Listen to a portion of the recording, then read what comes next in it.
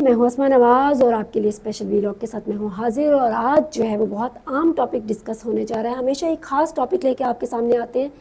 कौमी असम्बली में election act की तरमीम हुई है, पीटीआई में मखसूस नशिस्तों पे बात चल रही है। ये आखिर पाकिस्तानी सियासत किस जानिब जा रही है, इस हवाले से हमारे साथ स्टूडियो में ज्वाइन किया है असगर चौधरी साहब ने। अस्सलाम वालेकुम सर। वालेकुम सलाम इस्मा, बहुत शुक्रिया। बहुत शुक्रिया कि आप इलेक्शन वो सेनेट के चल रहे हैं इजलास और आप टाइम निकाल कर आए हैं। ये बताइए कि पाकिस्तान की कौमी असम्बली में इस वक्त क्या जद्दोजहद चल रही है और सियासत किस जानिब जा रही है? देखिए, पाकिस्तानी अगर वो कबड्डी को हम देखें या पहलवानों की कुश्ती को देखें ना, तो बोलू पहलवान का अखाड़ा था एक, और बड़ा ज़बरदस्त अखाड़ा था। बड़े बड़े पहलवान आते थे और वहाँ पर एक दूसरे को नीचा दिखाने की कोशिश करते थे। बदकिस्मती से हमारी जो मुल्की सियासत है वो भी एक अखाड़े का मंजर पेश कर रही है।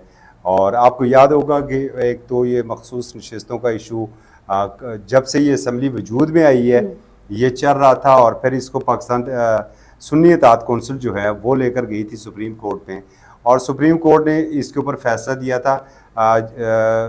अक्सरियती फैसला था वो जजेस का, 2 जजेस का इख्तलाफी नोट था। अच्छा, उस फैसले की बड़ी दिलचस्प बात ये थी कि ये सीटें उसे दी गई जिसने ये सीटें मांगी ही नहीं थी। मतलब सुन्नी इत्तेहाद कौंसिल वहाँ पर पिटिशनर थी, दरख्वास्त वो लेकर गई, मगर वो नशस्तें जो हैं वो पाकिस्तान तहरीक इंसाफ को मिल गई।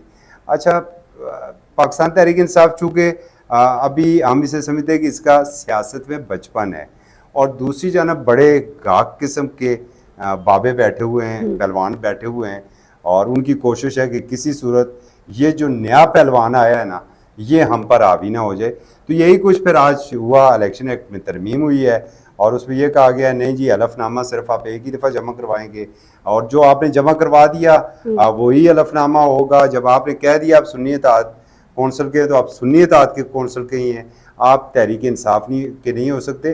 तो वही जा रहा है। अब फिर मामला लगता है कि आगे नाल वाली बिल्डिंग पे चला जासी फिर।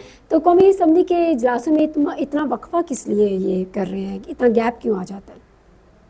देखे ना जी, कौम की खिदमत कर रहे हैं, पार्लिमान बालादस्त इदारा है, और कोई शक नहीं कि बिल्कुल, और हम पार्लिमान के हम अपने आप को मुआफ़िज़ समझते हैं, क्योंकि बाबा कौम मैं ज़रा बड़ी तारीख़ी बात आपको बता दूं कि बाबा कौम जब पहली दफ़ा प्रेस गैलरी में आए, उस वक्त प्रेस गैलरी को इसका नाम था, और प्रेस गैलरी में उन्होंने एक वादा साफ़ियों से किया रियासत की जानब से, और एक वादा उन्होंने साफ़ियों से लिया। जो वादा उन्होंने किया था कि रियासत आपकी आज़ादी इज़हार राय को बरकरार रखेगी, और जो वादा लिया था प्रेस गैलरी से कि प्रेस गैलरी हमेशा पार्लिमान की मुआफ़िज़, आइन की, जमहूरियत की मुआफ़िज़ रहेगी। तो ये चूँकि वादे उस वक्त बाबा कौम से, और बाबा कौम का वादा तो हम तो उसके ऊपर सर तस्लीम हमेशा मरते दम तक हमारा खम है। तो पार्लिमान बालादस्त इदारा है। अच्छा, जो इस वक्त सियासी अखाड़ा जो मैंने पहले एक मिसाल दी है ना बोलू पहलवान वाली, भाई आप इजलास चला रहे हैं, इश्यूज़ हैं, इतने ज़्यादा इश्यूज़ हैं। आप पहली बात है करोड़ों रुपए इस इजलास के ऊपर खर्च होते हैं, आप आते हैं अंगूठा लाते हैं और आप पतली गली से निकल जाते हैं। आप इजलासों को चलाएं, डिस्कस करने थे, चाहे 2 मेंबर बैठे हुए हैं। देखें ना, जो आप ब्रिटेन पार्लियामेंट का देखें, वहां पर 2 लोग भी बैठे हुए हैं तो इजलास चल रहा है, तकरीरें हो रही हैं। आप इजलास को चलने दें, इतना बिजनेस पड़ा हुआ है, इश्यूज इतने ज़्यादा हैं। अपने मकसद का तो जो बिल था वो प्राइवेट मेंबर के तौर पर आपने उठा के ले आए, और आपने ताकत के जोर के ऊपर उसे मंजूर करवा लिया। इस वक्त बिजली का सबसे बड़ा मसला है, उस तहरीक इल्तवा क्यों नहीं आती है, उसके ऊपर डिबेट वहाँ पर क्यों नहीं होती है। ये जो महंगाई है, ये तरह तरह के जो टैक्सेस हैं, अब तो हमें वैसे थोड़ा सा डर लग रहा है कि मरने के ऊपर टैक्स ना लग जाए। वक्त दूर नहीं है। चौधरी साहब, मुझे तो लगता है इजलास में कुछ खातन सियासतदान फैशन शो में आती हैं और कुछ इतने गैर संजीदा होते हैं कि आवाम के मसले उन्होंने क्या समझने हैं। तो क्या पाकिस्तान में भी इनकलाब आएगा या सिर्फ इंतशार फैलेगा मज़ीद, और आवाम हमेशा की तरह जो है वो सिर्फ दुहाइयाँ देने के लिए रह जाएगी? देखें, हम पनाह मांगते हैं इंतशार से और इनकलाब से भी। हमें ऐसा इनकलाब नहीं चाहिए कि जो तबाही और बर्बादी लेकर आए। आप देख रहे हैं कि कुछ धरने, हमारे पिंडी में भी एक धरना बैठा हुआ है चलें, आइन और कानून के अंदर वो बैठा हुआ है। पार्लिमान के बाहर एक भूख हड़ताली कैंप लगा हुआ है, आइन और कानून के दायरे में रह के लगा हुआ है। एक धरना आपको शायद बलूचिस्तान वाला भी याद हो जी। और जिसके अंदर मतलब धरने वालों ने उठ के तो फोर्सेस के ऊपर वहाँ पर अटैक किया था। अब इंतहाई अफसोसनाक, इस तरह के इंतशार का हम नहीं हो सकते, किसी सूरत मुतहमल नहीं हो सकते। जिस तरह नफ्स को ये छेड़ रहे हैं ना, पब्लिक की नफ्स को, मुझे खदशात हैं कि अल्लाह ना करे कहीं कोई वो अरेबिक स्प्रिंग वाला जो मामला कहीं पाकिस्तान की जानब ना आ जाए।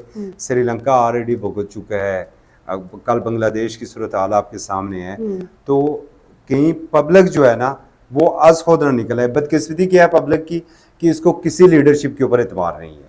दुरुस्त। पाकिस्तानी आम जो पब्लिक है ना, वो या तो टिकटॉक के ऊपर बैठी हुई है या यूट्यूब के ऊपर या फेसबुक के ऊपर बैठी हुई है। मतलब वो उनके अंदर वो सियासी शऊर ही नहीं है, इज्तिमाई शऊर नहीं है, अपने हकूक का शऊर नहीं है कि मेरा हक क्या है। एक अफसर बैठा है, बाबू बैठा हुआ है, बाबू ने फैसला किया, फाइल के ऊपर लिख दिया, जनाब टैक्स कर दो जी, 20% बढ़ा दो। मैं एक मिसाल आपको देता हूँ कल के एक इशू का। मेरे पास एक स्टोरी थी, मैंने एक सेक्रेटरी यूनियन काउंसिल को कॉल की, मौसूफ ने कॉल नहीं उठाई। तो मैंने जनाब जो म्यूनसिपल कॉरपोरेशन इस्लामाबाद है उनके एक आला अफसर को कॉल की। तो मैंने कहा जनाब ये एक पानी का बिल था, 300 से आपने 500 किया और 500 से अब आपने एकदम 1000 रुपये कर दिया। तो मैंने कहा जी चूंकि सेक्रेटरी साहब ने नोट लिखा था कि बिल बहुत ज़्यादा बिजली का आ रहा है तो इसलिए बढ़ा दें वो पैसे, तो बगैर किसी से पूछे हुए 200% उस बिल में इजाफा कर दिया। तो ऐसे बाबू बैठे हुए हैं जिनका दिल चाहता है बिजली की कीमत एनी कर दियो, एनी कर दियो जी, पेट्रोल एना कर दियो, एना कर दियो। एने दे विच इस मुल्क का जो हाल हो गया और एक आम आदमी का, वो आपके सामने। आम आदमी अपनी हालत बदलने की कोशिश करेगा तभी हालत बदली जाएगी। वक्त की कमी है। मुझे ये बताइएगा कि बहुत खबरें हमेशा से सुनते आ रहे हैं और जब भी हुकूमत बनती है तो यही सुना जाता है कि चंद दिन की मेहमान है, और अब भी ये चहमगोइयाँ हैं कि शायद सितंबर का पहला हफ्ता कुछ बड़ी तब्दीली लेकर आएगा। नहीं जी नहीं, देखें जो अच्छे बच्चे होते हैं उन्हें किसी किस्म का कोई प्रॉब्लम नहीं होता है। बड़े अच्छे माशाल्लाह हमारे प्राइम मिनिस्टर साहब बहुत अच्छा काम कर रहे हैं, शहबाज शरीफ साहब। और शहबाज शरीफ की ये अलग बात है कि जो स्पीड पंजाब में थी, चूँकि बड़े भाई इधर बैठे हुए थे पहले, तो वहाँ पर स्पीड उनकी बहुत अच्छी थी। यहाँ पर तो आके तो उन्होंने कौम की मंजी पीढ़ी ठोक दी है, लेकिन कोई ख़तरा बिल्कुल नहीं है। मुफाहमत के बादशाह मेरे जरदारी साहब, एक जरदारी सबते भारी, वो जनाब ऐवान सदर में अपने सुकून से ज़िंदगी गुजार रहे हैं। साथ MK वाले भाई हैं और वो भाई तो बस ठीक है, हिस्सा बकदरे जूसा वो राज़ी हो जाते हैं। और फिर PTI को तो जो अपोजिशन है ना, वाच डॉग बेसिकली अपोजिशन होती है, तो उससे तो अपने मुकदमात से ही नहीं फुर्सत मिल रही है। वो तो अपने वो उस एक असार से ही नहीं निकल रही है कि पाकिस्तान की आन, पाकिस्तान की जान, इमरान खान। काश को ये भी कहता है कि पाकिस्तान की इज्जत, पाकिस्तान का वकार, पाकिस्तानी अवाम। बहुत शुक्रिया चौधरी साहब, आपने वक्त दिया और आखिर में आपने यही खुलासा निकाला है कि तुहाडा कुछ भी नहीं होना, तुसी रोंदे रहो। आपसे फिर मुलाकात होगी अगले व्लॉग में। तब तक के लिए असमा नवाज और असगर चौधरी साहब को दीजिए इजाज़त। अल्लाह हाफिज़।